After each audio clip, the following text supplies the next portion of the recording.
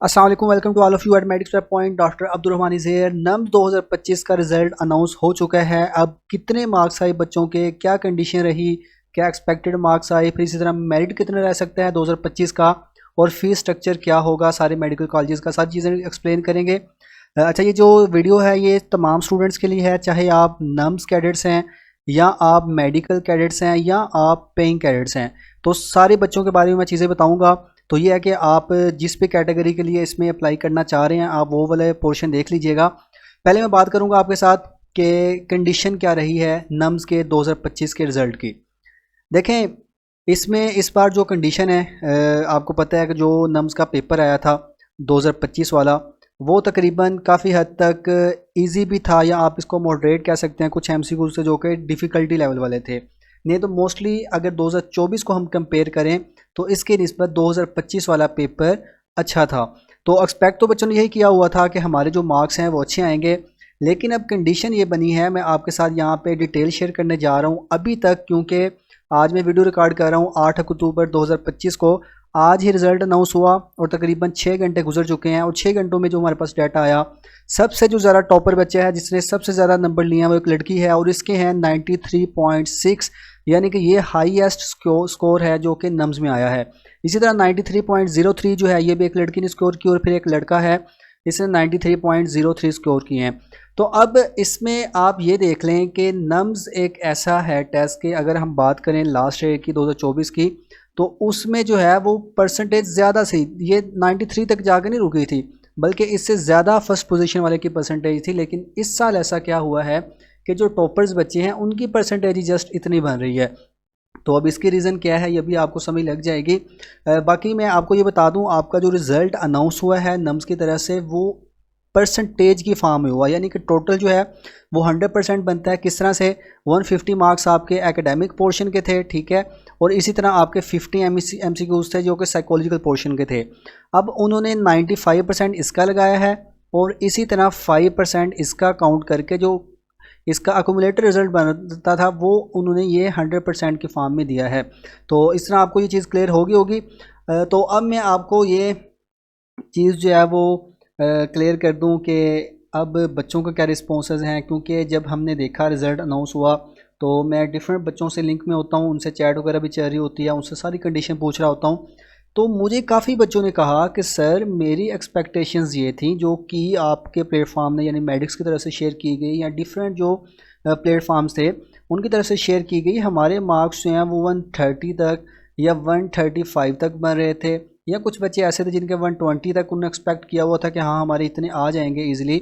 लेकिन जब रिज़ल्ट आया है तो रिज़ल्ट तो बहुत कम आया है। रिज़ल्ट कितना आ रहा है जी, 61% आ रहा है, किसी का 70% आ रहा है, और इवन कई बच्चे ऐसे हैं जिनका 51% तक है, और मैंने कुछ ऐसे रिज़ल्ट्स भी देखे हैं जिसमें 23% या इससे भी कम रिज़ल्ट है। हालांकि ये ऐसे बच्चे थे जिन्होंने कहा था कि हमारा तो ईज़िली टेस्ट पास हो जाना है। तो अब इसके पीछे रीज़न, फिर जब हमने इसके बारे में पोल वगैरह करवाया, क्योंकि मुझे इसमें ऐसा लग रहा था, देखें एक एक चीज़ ना आपने याद रखनी है, नम्स जब भी रिज़ल्ट अपना अनाउंस करता है ना, जब से नम्स ने अपने टेस्ट वगैरह स्टार्ट शुरू किए हैं, तो उस टाइम से ही ये कभी भी अपनी आंसर की, ठीक है, और इसी तरह जो पेपर होता है ये बाहर नहीं निकालता खुद, यानी कि ऑफिशियली नहीं आता। ये सारी चीज़ें ये है कि पेपर हमें कहीं ना कहीं से मिल जाता है, और बाकी जो आंसर की है ये इनकी तरफ से नहीं शेयर की जाती, डायरेक्ट जो है वो रिज़ल्ट आता है। यानी कि बच्चों के पास जो है वो कोई चीज़ नहीं होती कंप्लेन करने के लिए कि हमने कौन सा एमसीक्यूज़ वहाँ पे टिक किया था और हमारा रिज़ल्ट सही आ रहा है कि नहीं आ रहा।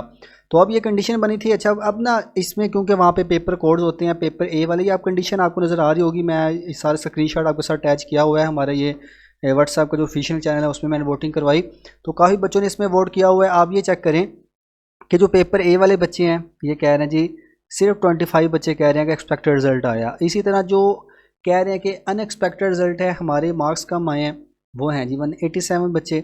इसी तरह पेपर बी में देखें, यहाँ पे भी 219 बच्चे जो कह रहे हैं कि नहीं हमारा एक्सपेक्टेड रिज़ल्ट नहीं आया, मार्क्स कम है। पेपर सी में भी सेम चीज़ है, पेपर डी में भी तकरीबन यही चीज़ है। अच्छा, अब इसमें ना हमारे पास अगर हम इस पोलिंग को देखें तो इसके अकॉर्डिंग यही हमें पता लग रहा है कि कोई एक पेपर कोड में नहीं हुआ, क्योंकि ये वोटिंग करवाने का मकसद ये था कि मुझे ये कंफर्म हो जाए शायद कि पेपर ए वाले बच्चों के साथ एरर आ रहा है, क्योंकि अगर कई बच्चों ने अच्छे मार्क्स स्कोर किए हैं तो उन्होंने भी तो आखिर ये देखें ना, ये 93.6 वाले बच्चे बैठे हैं, तो इन्होंने भी तो पेपर वही अटैम्प्ट किया है। तो बस इससे फिर ना मुझे अंदाज़ा ये हुआ है कि ये कोई उनकी पीछे से ही कोई गड़बड़ हुई है, वहाँ पे जो है उनकी आंसर की में कोई इशू आया है, ये जो भी है। लेकिन ये सब पेपर्स के बच्चों के लिए है, ये ऐसा नहीं है कि सिर्फ एक पेपर कोड के लिए, बल्कि ऑल स्टूडेंट्स इसमें इसका शिकार हुए हैं। लेकिन अब बच्चे क्या करेंगे, आपके पास जो है ना, देखें दो ऑप्शंस हैं। एक ऑप्शन ये है कि आप चुप करके बैठ जाएं, आगे नम्स के लिए अप्लाई कीजिएगा जब एडमिशन ओपन हो गए, या एक ऑप्शन ये है कि आप ये रीचेकिंग का फॉर्म फिल कर सकते हैं। अब ये फॉर्म किस तरह फिल करना है, यहाँ पे आप अपना रोल नंबर लिखेंगे, CNSE वगैरह, बाकी ये चीज़ें वगैरह, और 1200 इसकी फ़ीस है और 20 अक्टूबर इसकी लास्ट डेट है। तब तक आप जो है इसे फिल करके आप जो है वो बैंक में जाएंगे HBL में, वहाँ पे फ़ीस भी पे करेंगे और ये जो फॉर्म प्रिंट किया होगा ये फॉर्म भी वहाँ पे जमा करवा देंगे। लेकिन मैं रिकमेंड ये करूँगा कि भाई इस चीज़ का भी आपको ऐसा फ़ायदा नहीं होना, क्योंकि जो रिज़ल्ट आपका बना है वो एक आंसर की बेस के ऊपर बना है, ठीक है। ये प्रॉपर जो है वहाँ पे मशीन्स वगैरह चेक कर रही होती हैं, उन्होंने जो आंसर की नम्स की तरफ से प्रोवाइडेड होगी उसी के अकॉर्डिंग रिज़ल्ट अनाउंस किया गया है। तो बहुत कम चांसेस होते हैं कि आपके रिकाउंटिंग में मार्क्स जो हैं वो दोबारा से बढ़ें। अगर आपने अपनी तसल्ली करनी है आप कर सकते हैं, नहीं तो आपको मैं अब यही मशवरा दूंगा कि देखें, जब ये चीज़ आपके सामने आ गई है कि ये जो नम्स का रिज़ल्ट है ना, अगर हम ओवरऑल देखें, जो बच्चे यानी कि पहले हम कहते होते थे कि तकरीबन 85 प्लस में ना काफ़ी बच्चे हुआ करते थे, लेकिन अब 85 प्लस में बहुत कम बच्चे हैं, ठीक है। अब जो है जो 80 प्लस वाली लाइन में है ना, या कुछ 75 प्लस वाली लाइन में भी हैं, ये भी अपना एडमिशन सिक्योर कर सकते हैं। कैसे, अगर इनको इनकी FSC वगैरह सपोर्ट कर रही है, इनका एग्रीगेट अच्छा बन रहा है, वो कितना एग्रीगेट आपको चाहिए वो भी हम इस वीडियो में डिस्कस करेंगे। तो देखें, ये जो भी चीज़ें हैं ना, ये मैं ऐसे ही यहाँ पे आके नहीं बैठ गया बच्चों, इसके लिए प्रॉपर एक तैयारी होती है, ये इस चैनल के ऊपर हम कर रहे होते हैं, फिर बच्चों से पर्सनली भी हमारा एक्सपीरियंस चल रहा होता है, ये सारी चीज़ें उसी की बेस के ऊपर हैं। अब मैं आपके साथ जो है वो कुछ जो एक्सपेक्टेड हम कह सकते हैं कि हाँ भी ये मेरिट हो सकता है सिर्फ इसी रिज़ल्ट को देखते हुए, वो मैं आपको चीज़ें शेयर करने जा रहा हूँ। अब 2024 का आपने मेरिट देखा, आर्मी मेडिकल कॉलेज रावलपिंडी, तो इसका था 94.2, ये है हमारा ओपन मेरिट का। यानी कि मैंने आपको कैटेगरीज बताई हुई हैं, आप लोगों को पता होगा, नहीं पता तो आप हमारे चैनल पे देख सकते हैं कि एक नम्स कैडेट की कैटेगरी होती है जिसमें लड़के और लड़कियां दोनों अप्लाई कर सकते हैं। ये जितने भी CMHs होते हैं, ये गवर्नमेंट की जो 40 सीट्स होती हैं MBBS की और 15 BDS की, वो सारे इसमें अप्लाई कर सकते हैं। वो चाहे जहाँ से मर्जी हो, पाकिस्तान से हैं, बाहर से हैं, सारे अप्लाई कर सकते हैं। ये ओपन मेरिट की सीट्स होती हैं। तो अब इसका लास्ट डेट क्या मेरिट था, 94.2 था AMC के लिए, जहाँ की 10 लाख फ़ीस होती है, ठीक है। बाकी जितने भी CMH हैं यहाँ पे ज़्यादा फ़ीस होती है, तो इनके भी एग्रीगेट आप देख लें। अच्छा, ये पिछले साल ना मेरिट इसका कम गया था नम्स का, वो मेरिट कम क्यों गया था आप देखें, यहाँ पे मैं आपको एग्जांपल देता हूँ। अब ये आप फ़ज़ाइया का देखें, इसका 78 तक गया हुआ है, ठीक है, यहाँ पे आपको नज़र आ रहा होगा। इसी तरह किम्स का देखें तो इसका 88 पे क्लोज़ हुआ था, और यहाँ पे मैं आपको मुल्तान का दिखा दूँ 86 पे, CMH लाहौर का 85 वगैरह पे।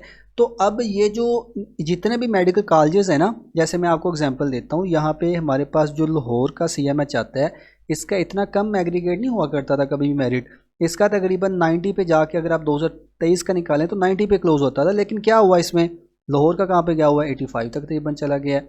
तो ये कंडीशन सारे जितनी भी बनी है ना, ये थी 2024 के बेस के ऊपर कि नम्स का जो पेपर था वो मुश्किल आया था, लेकिन रिज़ल्ट फिर भी बच्चों के अच्छे थे। अब इस साल क्या हो सकता है, आप ये सारी कंडीशन को देख लें। ये मेरिट लिस्ट मैंने ऑलरेडी बच्चों के साथ शेयर की हुई है जो 2024 वाली है, तो ये आप हमारे चैनल पे देख सकते हैं।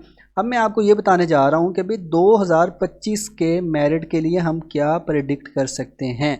वो बच्चों प्रेडिक्शन यही है कि देखिए, जब आप लोगों का रिज़ल्ट इतना अच्छा नहीं आया, सारे स्टूडेंट्स के रिज़ल्ट वगैरह आप लोगों ने देखे होंगे, एक्सपेक्टेड से बहुत कम मार्क्स आए हैं, तो ज़ाहिर सी बात है जो मेरिट है वो डिक्रीज़ की तरफ जाएगा, ठीक है।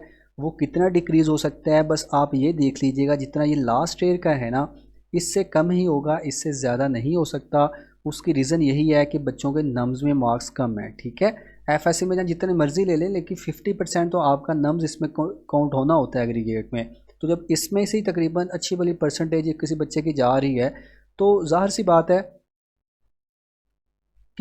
है फिर यहाँ पे भी जो है आपके पास जो टोटल एग्रीगेट है वो कम हो रहा होगा। तो बस यही चीज़ है कि आपका जो 2025 का मेरिट है वो कम हो सकता है। वो कितना होगा, आप लोग अप्लाई करेंगे, इसका प्रोसीजर आगे का भी मैं इसी वीडियो में एक्सप्लेन करूँगा, हर कैटेगरी के लिए भी बताने जा रहा हूँ। तो इस चीज़ को आप देख लीजिएगा। अब ना जो फ़ीस वगैरह है ये 2024 का फ़ीस स्ट्रक्चर मैंने यहाँ पे लगाया हुआ है, ये आप लोग देख लीजिएगा। ये आर्मी मेडिकल कॉलेज रावलपिंडी का तकरीबन 12 लाख तक काम पहुँच जाता है। वैसे 10 लाख इसकी ऑफिशियल होती है, बाकी जो चीज़ें हैं एडमिशन वगैरह में भी पैसे लग जाते हैं। फिर इसी तरह बाकी जो कॉलेजेस हैं उनकी भी यहाँ पे फ़ीस लिखी हुई है, ये 2024 की है। 2025 का अपडेटेड जो है वो फ़ीस स्ट्रक्चर आएगा, वो इससे थोड़ी सी ज़्यादा होगी। अच्छा, अब ना इसमें चीज़ मैं ये क्लियर करूँ, वन बाय वन कैटेगरीज़ की बात कर रहा हूँ। अगर आप नम्स कैटेगरी वाले बच्चे हैं, यानी कि नम्स कैडेट वाली, तो आप ये अभी थोड़ी सी वीडियो देखें तो आप स्किप करके आगे चले जाएँ। नम्स कैडेट्स ने क्या करना है, पोर्टल ओपन होगा, ठीक है, नम्स का कब ओपन होगा, ये जाके ओपन होगा जी नवंबर में, नवंबर के तकरीबन मिड में। आपने पोर्टल पे जाके अप्लाई करना है। आपके पास दो ऑप्शंस होंगे, या तो आप पब्लिक के लिए अप्लाई कर लें, ठीक है, या आप प्राइवेट के लिए अप्लाई कर लें, या दोनों के लिए अप्लाई कर लें। अप्लाई करने की तकरीबन फ़ीस इनकी चालान वगैरह 2000 होता है। तो पब्लिक में क्या करना होगा कि ये सिर्फ आपकी एएमसी के लिए होगा, एएमसी रावलपिंडी के लिए, जहाँ पे 10 लाख सालाना फ़ीस होती है। अगर प्राइवेट में करना है सारी सीएमएचएस वगैरह के लिए होगा, ठीक है, वो जितने भी सीएमएच हैं, ये जो भी है, ये फ़ज़ाइया वगैरह, तो ये सब के लिए आप इस कैटेगरी में अप्लाई करेंगे, ये आपकी अपनी चॉइस है।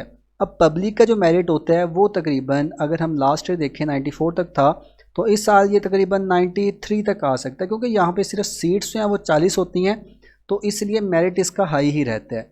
यहाँ पे लड़के लड़कियाँ दोनों ही अप्लाई कर सकते हैं, यहाँ पे भी लड़के लड़कियाँ दोनों अप्लाई कर सकते हैं, ठीक है। तो ये प्राइवेट का भी मैंने बता दिया, प्राइवेट का मेरिट थोड़ा सा नीचे होगा लास्ट ईयर की निस्बत, तो आप कंपेयर कर लीजिएगा जहाँ पे भी आपने एडमिशन लेना है। तो ये होगी नम्स कैडेट की कैटेगरी कि आपका ये अप्लाई हुआ, आपका प्रोसीजर हो गया ख़त्म, फिर बाद में लिस्ट वगैरह लगेंगी। अब मैं बताने जा रहा हूँ मेडिकल कैडेट्स जो होते हैं, ठीक है, जिन्होंने कैंट में जाके इनिशियल टेस्ट दिए होते हैं, इसमें सिर्फ बॉयज़ होते हैं। तो बॉयज़ का क्या प्रोसीजर होगा, आप लोगों ने कहीं पे भी अप्लाई नहीं करना, आपको किसी पोर्टल पे अप्लाई करने की ज़रूरत नहीं है। दो काम आपने करने हैं, एक तो जो आपका एफएससी का रिज़ल्ट आया था, आपने वो, आपकी जो रोल नंबर स्लिप है कैंट वाली, यानी जो इनिशियल टेस्ट आपने दिया था उसकी फ़ोटो कापी, ये रिज़ल्ट कार्ड की फ़ोटो कापी, और ये नम्स का जो रिज़ल्ट कार्ड है इसकी फ़ोटो कापी, ये सारी ये तीनों चीज़ें जो हैं ये आपने इनको भेजनी है। ये एड्रेस आपको ज्वाइन पाक आर्मी वाली वेबसाइट से मिल जाएगा, ये हमने मेडिक्स के चैनल के ऊपर बताया हुआ है, तो वहाँ पे आपने भेजना, जस्ट ये इतना काम है और आपका जो प्रोसीजर है वो हो जाएगा कंप्लीट। अब मैं बात करूँगा पेइंग कैडेट्स की, जिसकी बहुत ज़्यादा डिमांड होती है। काफ़ी बच्चे कह रहे होते हैं कि सर हमें इसकी इन्फो नहीं मिलती, तो बच्चे आपको सारी इन्फो मैं प्रोवाइड करने जा रहा हूँ इसकी, कि क्या क्या इसमें प्रोसीजर होता है। तो यहाँ पे देखिएगा जो पेइंग कैडेट्स है ना हमारे पास, आप लोगों ने दोनों पोर्टल्स पे अप्लाई करना है, ठीक है। वो दोनों कौन से पोर्टल्स हैं, वो पब्लिक वाला भी है और वो आपके पास जो है वो प्राइवेट वाला भी है। ये दोनों पे क्यों अप्लाई करना है, क्योंकि आपकी ये कंडीशन रखी गई है कि जब आप लोग अप्लाई करते हैं ना, ठीक है, तो उसके बाद ही आप ये पेइंग कैडेट की कैटेगरी में आते हैं। अब आपका मेरिट कितना होगा, आपका मेरिट पिछले साल से थोड़ा सा कम ही होगा, लेकिन ये डिपेंड करता है नंबर ऑफ़ स्टूडेंट्स के ऊपर कि कितने स्टूडेंट्स जो हैं वो अप्लाई कर रहे हैं। और इसमें आप लोगों ने जो है दोनों पोर्टल यानी कि पब्लिक के ऊपर भी अप्लाई करना है, प्राइवेट के ऊपर भी अप्लाई करना है। काफ़ी बच्चे ऐसे पूछते हैं कि सर जैसे एक प्राइवेट कॉलेज है, जैसे हम बात कर लेते हैं जी CMH मुल्तान है, और इसका जो है ना वो ओपन मेरिट पे यानी जो नम्स कैडेट्स ने अप्लाई किया था उनका एग्रीगेट यानी क्लोजिंग है जी 88%। तो क्या सर ये 88 के बाद जाके हमारा इसमें शुरू होगा कि हम पेइंग कैडेट इसमें आएंगे, यानी कि 87 पर जाके पेइंग कैडेट का क्लोज हो, यानी इससे कम मेरिट हो? तो बच्चों ऐसा नहीं होता, ठीक है। ये डिपेंड करता है कि वहाँ पे कितने पेइंग कैडेट्स ने अप्लाई किया है। अब कोई बच्चा है, ठीक है, वो 89% पे है, ठीक है, लेकिन ये पेइंग कैडेट है, तो फिर इसको पेइंग कैडेट की सीट के ऊपर लेंगे, ना कि इसको नम्स कैडेट की सीट के ऊपर लेंगे, क्योंकि इसमें फीस कम पे करनी है। तो इस तरह से इनकी अलग कैटेगरी होती है। बिल्कुल ये डिपेंड करता है कि कितने स्टूडेंट्स हैं। और फिर ये है कि नम पेइंग कैडेट्स जो होते हैं इनका प्रोसीजर ये होता है, जब ये अप्लाई कर लेते हैं तो जब लिस्ट वगैरह लग जाती हैं, इनकी लिस्ट वैसे नहीं आती कोई भी, लेकिन जस्ट एक कॉल आती होती है आपको वो कॉल करते हैं, जो आप अभी अप्लाई करेंगे आप वहाँ पे नंबर देंगे, उस नंबर पे आपको कॉल आती है कि भाई आपका जो है यहाँ पे नाम आया है तो आप बता दें। तो ये सारा प्रोसीजर होता है। बाकी आप लोगों ने नम्स का रिजल्ट वगैरह अपना नहीं भेजना होता, क्योंकि आप लोगों ने पोर्टल पे अप्लाई कर लेना होता है, तो वो पोर्टल पे ही आपका नम्स का रिजल्ट चला जाता है। तो अभी फ़िलहाल बस आपने यानी कि पेइंग कैडेट्स ने और नम्स कैडेट्स ने पोर्टल पे अप्लाई करना है, और जो मेडिकल कैडेट्स हैं, इन्होंने अपने रिजल्ट कार्ड वगैरह जो हैं वो भेजने हैं। तो होप्स हो कि सारी चीज़ें अब आपको क्लियर हो चुकी हैं। एंड पे यही कहूँगा, जो भी रिज़ल्ट आया उसको एक्सेप्ट करें, इसके ऊपर इतना परेशान होने की ज़रूरत नहीं है। सिर्फ आपके साथ ऐसा नहीं हुआ, कई बच्चों के साथ ऐसा हुआ है। तो जब कोई एक सब बच्चों के साथ मजमूई काम हो रहा होता है ना, वहाँ पे आपको परेशान होने की ज़रूरत नहीं होती, क्योंकि वो सबके मेरिट के ऊपर इफेक्ट करेगा। तो सिंपली मेरिट भी कम जाएगा। तो इसलिए बस अब आप कोशिश करें, मेहनत करें। अगर आपने एमडी कैट देना है तो उसके लिए ख़ुद को रेडी करें। अगर आपको कोई क्वेश्चन हो तो आप लोग पूछ सकते हैं। दुआ में याद रखिएगा। फ़ी अमानिल्लाह।